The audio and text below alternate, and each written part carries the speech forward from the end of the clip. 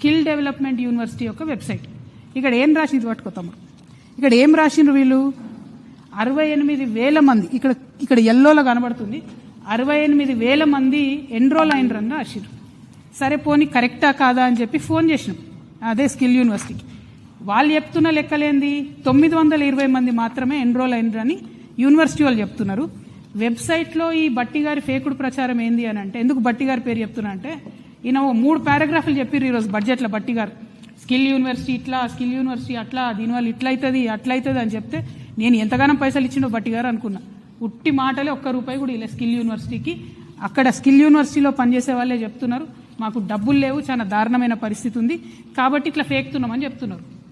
నేను డిమాండ్ చేస్తున్నా, రాష్ట్ర ప్రభుత్వం ఈ మిస్లీడింగ్ ఇన్ఫర్మేషన్ తొలగించాలి ఈ వెబ్సైట్ నుంచి. 68,000 people are not enrolled in skill university, only 920 people are enrolled. ఇది మీరు మార్చకపోతే మాత్రం మంచిగా ఉండదు. దయచేసి తప్పకుండా మార్చాలని చెప్పి నేను ప్రభుత్వాన్ని డిమాండ్ చేస్తున్నా.